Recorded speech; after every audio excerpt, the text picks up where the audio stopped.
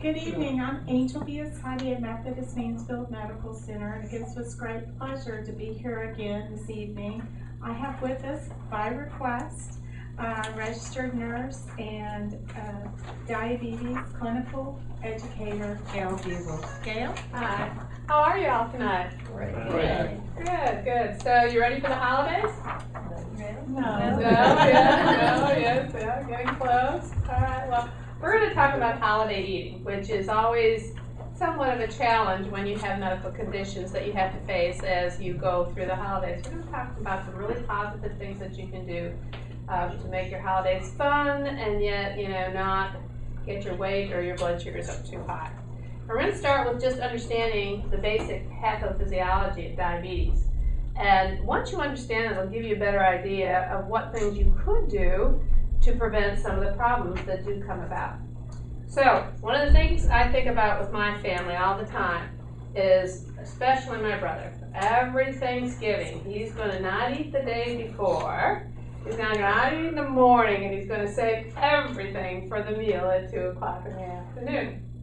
So with diabetes, when we have a deficiency in insulin, it makes it difficult for us because basically, if we don't eat, our liver is going to make glucose.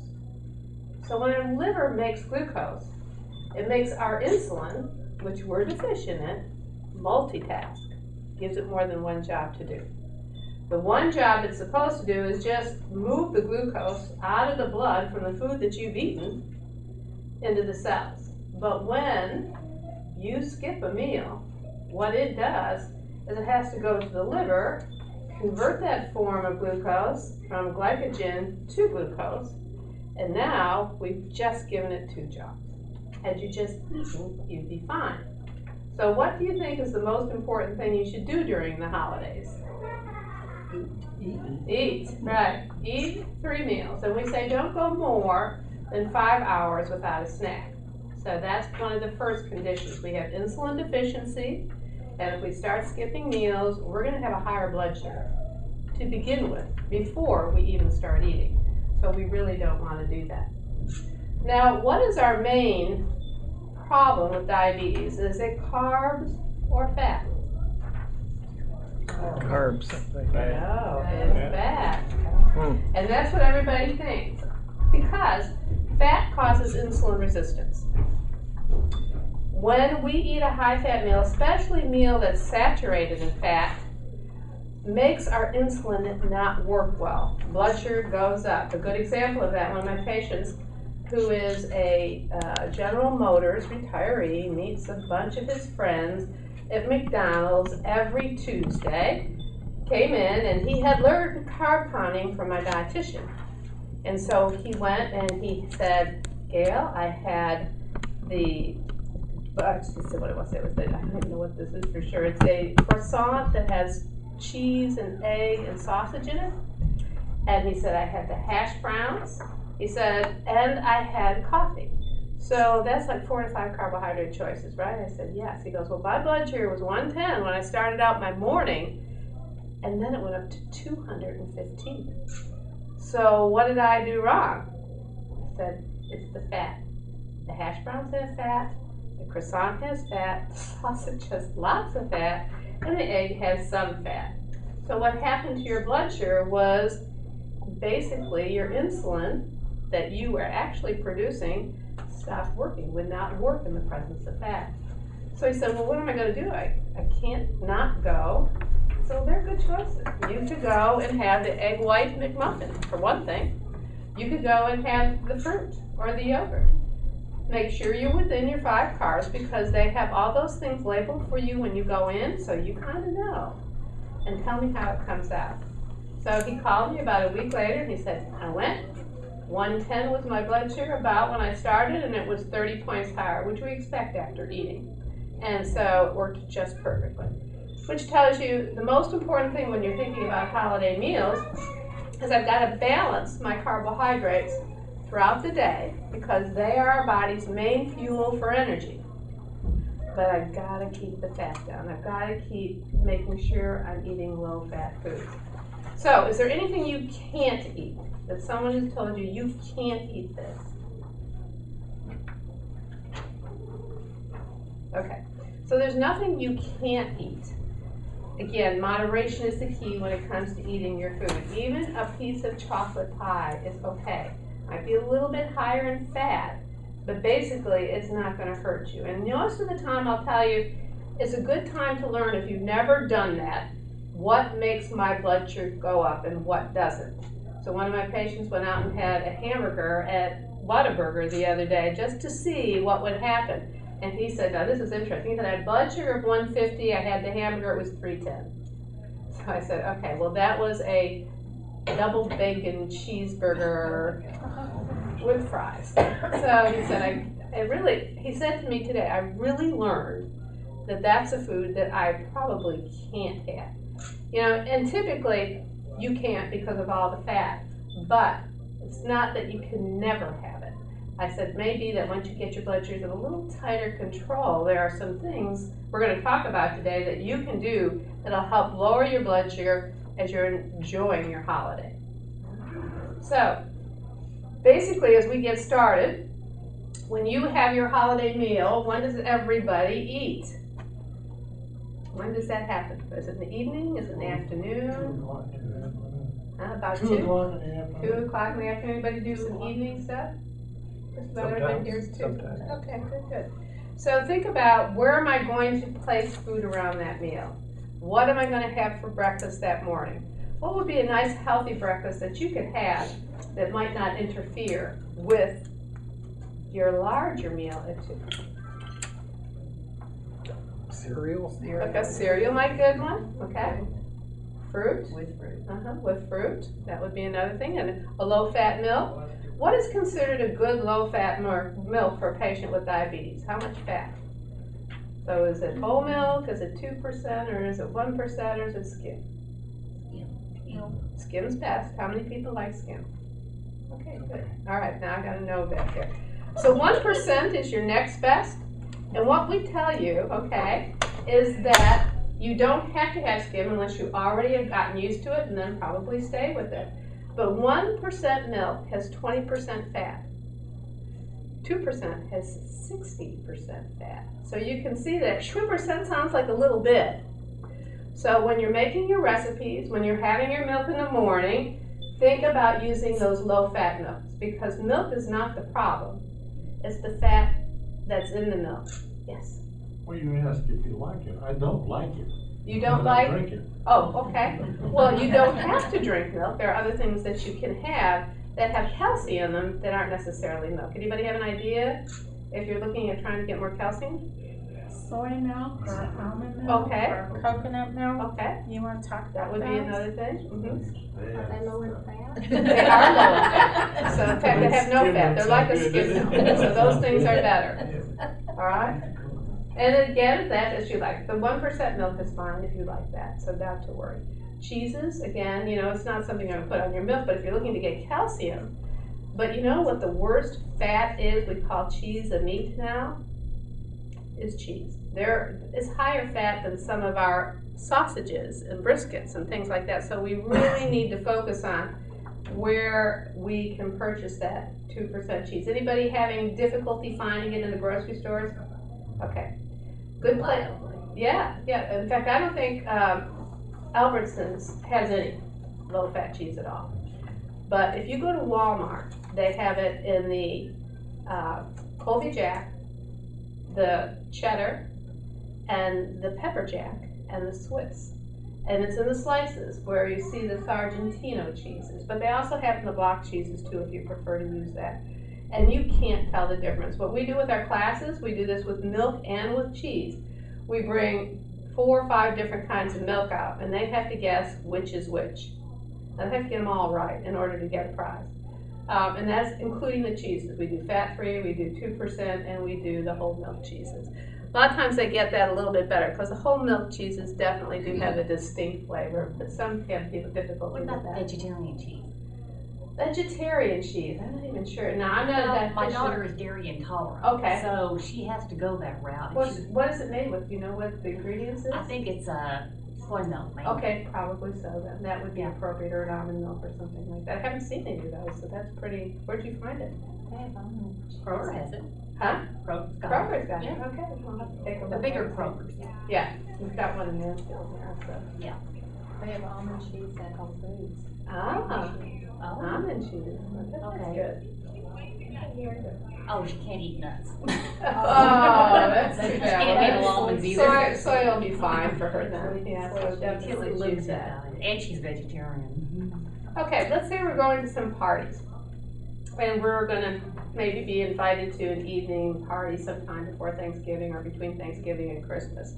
And you know that, maybe it's your good friend or your sister or relative, and they're gonna have all kinds of high-fat foods up there. What do you wanna do in that situation? That wasn't really what I was looking for. But that's what a lot of people do, so yeah, you're right up there with just what everybody else does. One of the things you could do is have a meal before you go. And then you can try some. So you're right, you can put a little bit on a plate, it's not gonna hurt anything. But if you have a good, healthy meal before you go, how's that gonna change things? Well, you're not gonna eat as much. You're gonna feel fuller, you're not gonna wanna eat, you're not gonna go hungry. So you go there, you're hungry, and you eat everything there. What else could you bring that might be a really nice thing to do? Because a lot of times when I call somebody, would you like to bring, maybe to bring da-da-da? And they'll go, oh yeah, sure. So what would you bring to a party like that that you might be able to enjoy, that would give you a little filler and not make you so tempted to eat all the stuff that's there? Any ideas? A fruit plate. A fruit plate, a vegetable plate, use a low-fat dressing in the middle, because you can get those, and now the low-fat dressings all use 2% milk, and all that milk is emulsified now, so it makes it creamier. If you ever pour it, has anybody using low-fat dressings now? Okay, oh yeah.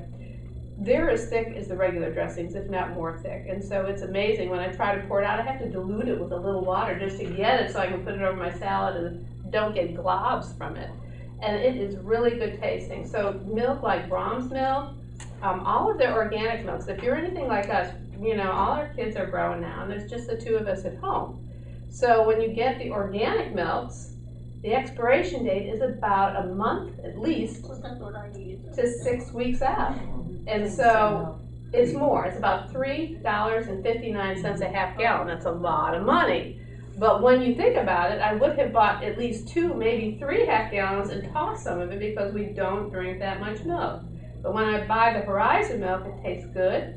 How I kind of kidded my husband into drinking it was I took his 2% milk container and poured that in for about 2 weeks. And then he said, where's my 2% milk? And I go, well, you haven't been drinking it for the last 2 weeks, so I think you probably really didn't notice too much. He goes, oh, you are bad. You are such a bad person. So know that, try new things, especially with all the emulsifiers. They're creamers but they're not fat. They're just fillers. We hear a lot about fillers today, but they aren't harmful for you.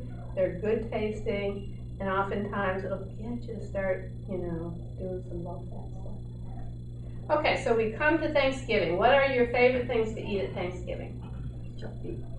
Turkey, yeah. Is turkey okay? Yes. Okay, good. So, and how might you make your dressing? Like my mother-in-law makes this sausage dressing that just has just about everything in it that you could possibly imagine. And it's like the best tasting stuff you ever had in your life. But we stopped making it that way because of the sausage. We already talked about that. So think of the ways that products you can use. If you use a lower milk, like I do milk, if I do 2 or 3 eggs in there, then I can use, some egg whites, okay? Kind of substitute that and use all the vegetables I like and even some healthy nuts in there. And so those are good choices to make that give you lots of flavor and make you really enjoy your dressing. So turkey's not bad. What makes a turkey bad for people who are in Texas in particular? Deep frying. There you go. So when you deep fry turkey, people always go, well, it's just on the outside. No, that fat moves into it and makes it saturated. How about your gravy? What are you going to do different about your gravy that will reduce the fat? Anybody see those? Separated. There's a separator. Actually, your spout is on the bottom instead of on the top. What happens to fat from any type of meat if you let it sit out? It floats to the top. Okay, so typically if you're making it immediately, let it float to the top. Bed Bath & Beyond sells those right now. It's the only place I can find it. But it has the spout down at the bottom. You just let it sit for 5 or 10 minutes while your turkey cools. Then pour it from the bottom and add your ingredients to make your gravy, which is typically for most of us just flour, you know. So typically we're just going to pick it with a little bit of flour, maybe a little milk, and you're going to have a nice, delicious gravy with your spices, which is low fat. And then if you take the rest of it, put it in the refrigerator overnight, what happens to that? It really hardens. And what you need to remember, you make your husband take that off because you look at him and say, now this is the thing that you think is so great. That's what circulates in your arteries, you know, and typically causes that plaque buildup inside your arteries. So we definitely want to stay away from that because having diabetes makes us, now I just went to a conference, 6 times more at risk for a heart attack or a stroke. So we need to be really careful about our fat in our diet more than anything else, because if we're going to die of anything, we aren't going to die of diabetes. We're going to die of heart disease or some other disease related to the circulation of diabetes. Any questions so far? Okay, so what are the other things that we like about Thanksgiving that we like to eat? Dessert. Dessert, okay. All right, what's everybody's favorite desserts? Pumpkin pie. Pumpkin pie, that's mine too. I love pumpkin pie. So probably the best thing to do with that is just substitute again with low-fat products. Now, what do we do about the sugar? What's something that we could do about the sugar in the pumpkin pie? Use, again, a sugar-free sweetener. There's several out there now that you can cook with. Splenda is one of the best and actually comes half and half. You don't want to use it totally because no one will eat it. I've tried that before. But if I use half and half, and the other thing you don't want to do is tell anyone that you have low-fat or healthy pumpkin pie. Because what they don't know certainly won't hurt them. In my family, no one ever notices.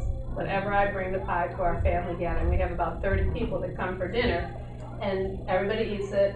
Always by people comment how good it is, and that's the only thing I do is substitute eggs for egg whites. I always put 1 egg in there.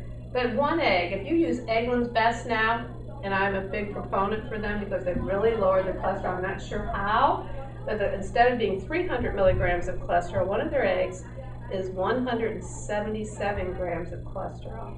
They lower the calories from 90 to 70 per egg, and they lowered the fat from 3 grams of fat for 1 egg to 1 gram of saturated fat per egg. The other is poly and monounsaturated. So don't ask me how. I haven't seen the chickens. I don't know what they're eating. They say they're range fed, but you know, FDA checks on them to make sure that's appropriate. So that's one way that you can have one of those eggs in there and be fine. What's another one that you love? Pecan pie. Pecan pie. Now that's a hard one to get around because you're using so much oil in that and so much sugar. So if anything that you want to kind of have a very small portion of, that would be it. So. And when you think about your dinner, kind of think about, maybe I should wait on the dessert till a little bit later. So what I tend to do is I have my meal, I have a little bit of everything. What other vegetables do you bring a lot of times when you bring a lot of casseroles? Because we do vegetable casseroles in my family, you don't do that. Huh? Sweet potatoes, okay, so we try to leave the marshmallows out, although they aren't so bad, just have a little bit more sugar. And maybe use some natural things, just I can't believe it's not butter when we're actually using butter. One of my favorite things to do to sweet potatoes is use sour cream, because I get a tablespoon of butter, I can't believe it's not butter, for every serving, but I get 3 tablespoons of low-fat sour cream, and it gives a real creamy consistency. So if you haven't tried that, try it on just a plain sweet potato the first time. See if you like it. And then include that in your recipe instead of using a lot of butter. Because again, you can definitely get a lot more flavor, a lot more creaminess in that, and it's something new that they haven't tried for a while. So What is the product again? Low-fat sour cream? just low-fat sour cream. If you like sour cream, like if I have a potato, and I want to put butter in that, my serving size is a teaspoon. A teaspoon. So that's not going to go very far.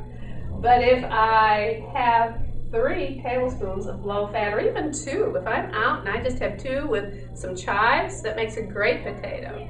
And oftentimes, you know, I feel like I'm getting what I want without having a lot of fat. Margarine's the same way. So typically a teaspoon, but if we use those low fat margarines or those light margarines, those healthy margarines, we get to have a whole tablespoon of it. So kind of thinking, try to get more for your money. Well, you know, try to get more healthy fats, and definitely make sure that you get more that satisfies you without getting the saturated fat that comes with some of those things. How about apple pie? What could you do differently with apple pie? Make them bigger. You sure could, couldn't you? Apple pie is my second favorite, and I just do the same thing with the sugar, because that's probably all that's in there that's really going to affect it in any adverse way. When I put margarine, but instead of butter that I used to use, I use the margarines and just dab it with that as well. And you can also use, of course, cinnamon is mainly my ingredient in most of mine. But if you normally use some brown sugar in anything, your sweet potatoes or whatnot, Splenda now makes a brown sugar sweetener that's really good. And so you may want to try that. There's a new one out that's going to be coming out in lots of different ways with cooking. It's pretty expensive. And anybody see it out there? It's an orange container. Orange container. It's called Nectrese, and it doesn't come in the packets yet. So we've got the red Sweet and Low, we've got the blue Equal, we've got the yellow Splenda, we've got the new one that is the Truvia, which I'm not even sure what color that is, but then the monk fruit's going to be orange. Huh? I think it's blue or green. Green, yeah, it's green. Yeah, greenish blue, probably. So anyway, think about those kind of things in the future, because monk fruit even has the consistency of sugar. It feels like sugar on your hand. And I have some at home when I bring to class, so everybody can put it in their coffee and try it in the morning if they want to do that. So, okay, any other pies that you'd like to have? Oh, cherry? No one's a big cherry fan here? No? Okay, well, it's the same type of thing. You just have to make, use your cornstarch to thicken it, and then usually you're going to get a good product from that as well. How about the crust? What do we do about the crust? You don't eat it. You could avoid putting it in at all. That's the truth. So a lot of times if you're thinking of that chocolate pie that my sister makes every day, or my sister-in-law makes every year, she tends to put the graham cracker crust in there, which is a good idea instead of using. But again, there are some vegetable shortenings now. They're still, not as hard at room temperature as other things are. They're not quite as bad, so look for your vegetable things. Use it sparingly. Don't use a lot of it, and try to avoid butter in your pies. I know it makes them nice and, flaky, but it also, causes a lot of extra fat that you probably don't need. Okay. So as you're eating your meal, figure out your portion size. What would be what serving would be about a half a cup that you could have, and have even a cup for a guy. For me, it's mostly half a cup of little servings on my plate. But what kind of foods do you think would fit that category? Dressings, potatoes, For the ladies, it's usually a half a cup, and for men, it'll be a cup for a serving.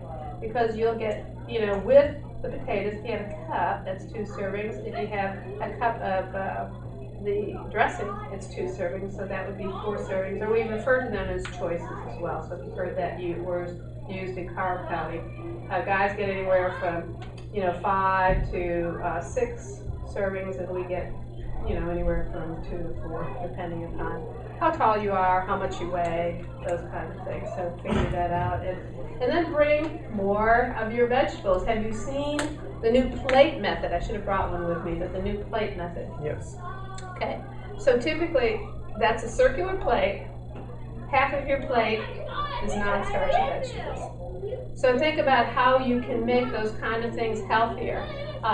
Green bean casseroles can be switched, not using a lot of soups or creamy sauces in them, and just cook them with onions, garlic, put some almonds in there, So that's one way of getting those things. Salads can be used, but again, think about the dressings, getting your low-fat dressings and using them sparingly. 2 tablespoons is a fat serving for most any low-fat dressing that you want to use. So just be careful about not overdoing. What I tend to do is if I have it and the kids really want it, my adult children, they'll go ahead and take their dressing, put it in a little container that I sit to the side, and shake it so that every leaf is covered versus pouring. Have you ever gone to some of the restaurants where, it's a buffet and you see somebody putting all this salad on? I saw one lady do this the other day, and she took the container of dressing, and I couldn't even see the salad when she was done. So I thought, oh my gosh, does she have any idea how many calories is in that dressing? Just too much. So think of that, and then think about saving, a half sandwich later for turkey and a piece of lamb. Because typically, when you have the half a turkey, you just got one carb choice in that bread, or a half a carb choice if you're using light bread. You got your meat and your turkey, and when you have that, and then have your dessert shortly after, even though there may be 2 or 3 carbs in that dessert, depending upon the size that you choose, because you're using fruit, you're using starch for the bottom of it, definitely know that, again, it's probably not going to have a huge rise in your blood sugar. So save your desserts for a little later, and postpone those. Don't have them right away after the meal. What else can you make sure your blood sugar stays down? What can you do? Exercise. That's a good thing. So before, we get up in the morning, and when we're getting ready to get the 2 o'clock dinner ready, we're usually up about 5 o'clock in the morning. Right now we have to wait till about 6:30 before it gets light. So we have a light breakfast, we have some coffee, and we go for a walk before we get started. So, and this way you get to talk, like to my girls, I don't get to see very much, and I can talk and walk with them. And my son will be in, and he and his dad will be asleep, and they won't get up until they start smelling stuff cooking. So we're good to have a little private time at our own. So get with that one person, and you'll have a lot of time during the day. If you have people visiting, you'll have a lot of time to visit and talk, and people you haven't talked to for a while find out what's really going on, and steal away while the guys are watching football, and really have a good time. And then the walking keeps my blood sugar down better than anything else I do. What else can you do besides exercise? What beverage could you drink that would help lower your blood sugar? Water. Okay. So don't overdo in water. You see these people carrying these big jugs of water around.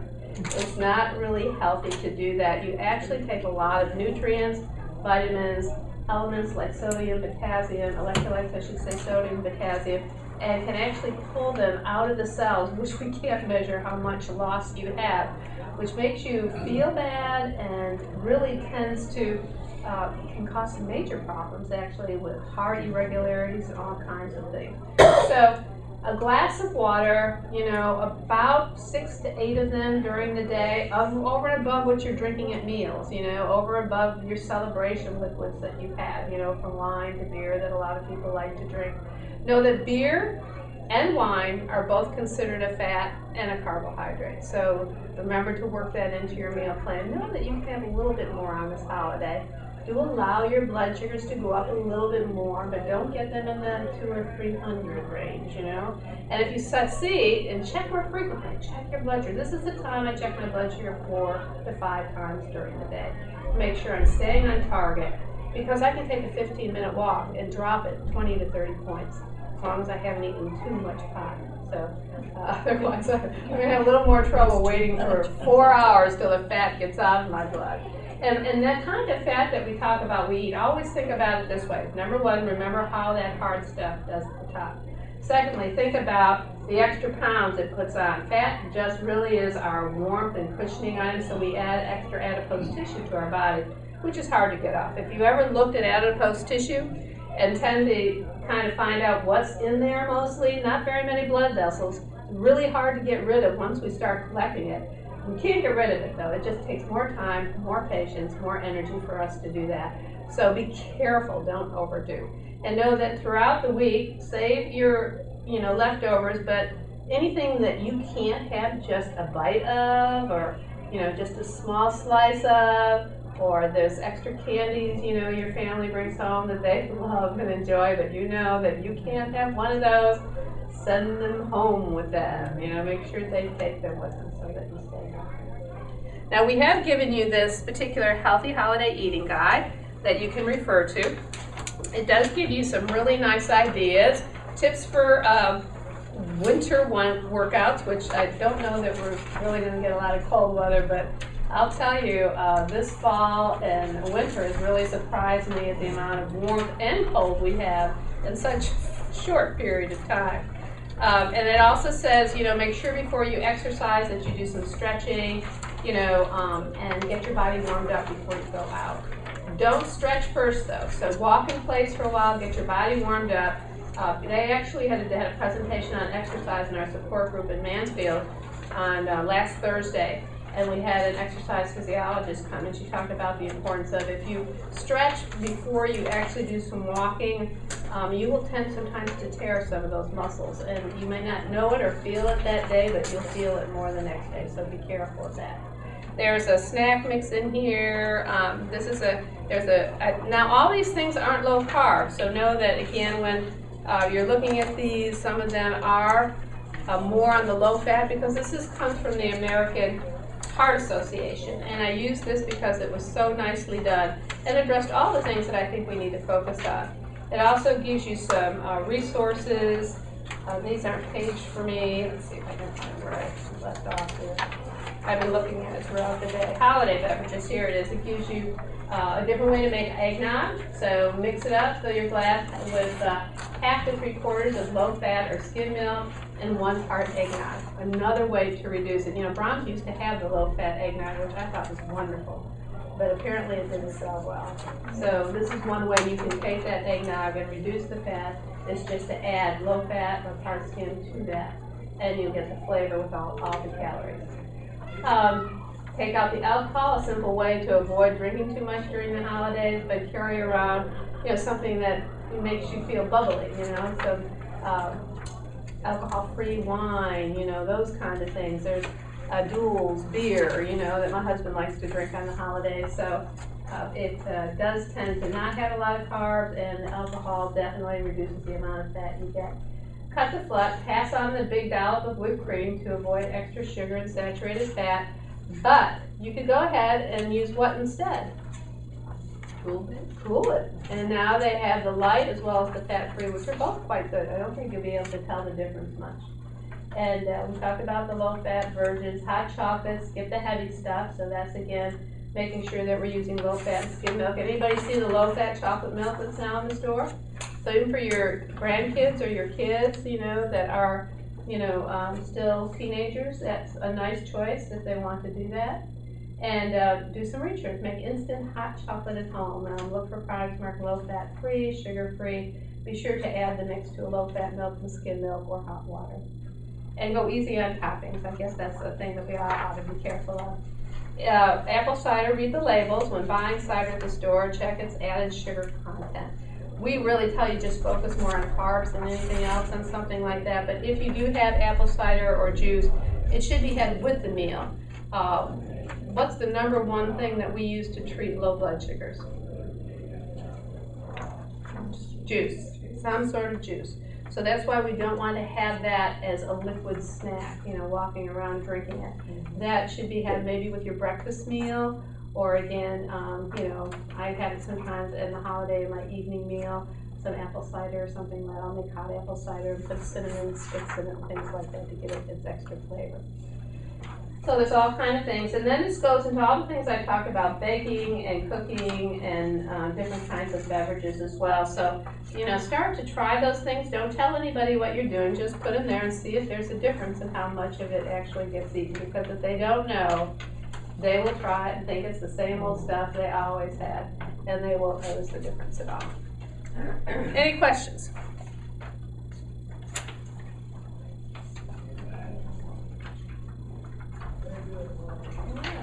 Thank you so much for coming, and I hope you are able to use that stuff and enjoy the holidays without, you know, getting into any trouble. And if you do, you know, the biggest thing I tell you, especially if you're taking insulin, if you haven't been taught how to do carb insulin ratios, because a lot of my patients, it's a little easier during the holidays when you're on insulin because you can always learn how to carb count, and most of them know how much insulin they need to give for each serving of their food. So if, a lot of them will have 2 units for every carbs they consume. And we know that that brings their blood sugar down so much, but as it goes on during the day, oftentimes we give them a correction dose. So that means that if their blood sugar gets above 200, they know how much insulin they need to lower it 50 milligrams, and they include that with the meal because they're usually checking it before they think, I got a blood sugar of 220. Okay, well, we're going to add probably an extra unit of insulin to get it down for that meal so that you don't get in trouble. But if you just willy-nilly go, I'm going to give this, you could get yourself in real trouble with a severe low, especially if you've been extra active, playing games, playing football like the guys do in our house. They get out there and play in the yard if it's nice. So you'll burn off some of that if you do some of that. Just don't sit and watch it, but get out there and play and have fun. Frisbees are good too if you're not. I use that a lot because I'm not one to play much football anymore, especially with this new knee replacement. So, all right, thank you again, and Thank you. you're welcome.